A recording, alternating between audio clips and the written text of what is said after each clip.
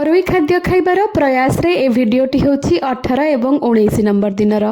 18 number दिन में सकाळर आरंभ होइतिला बेसन चिल्लारू एवं खराबेले खाइथिली मु भात सहित चिकेन रो कषा एवं ता सहित दही बुंदी। काहाकु सब दही बुंदी भल लागे कमेंट सेक्शन में जनइबे। राति बस गरम पानी पी सोइथिली कारण मते किछि भी खाइबाकू इच्छा नथिला। ता परदिन सकाळर आरंभ मोर होइतिला चूड़ा कदली रु जोटा कि गुड़ पड़की चकटा होइतिला कारण मु चीनी खाइबा पई टिके निजको बारण करके रखुची।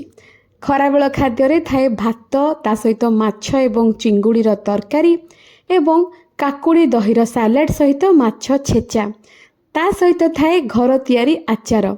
काहाकु काहाकु सब मो भलिया सब सामुद्रिक खाद्य भल लागे माने सी फूड भल लागे टिके कमेंट सेक्शन में जनइबे। कारण चिंगुड़ी कंकड़ार मु गोटे बहुत बड़ फैन। आपण माने भी मो भलिया कि कमेंट से जनइबे तो।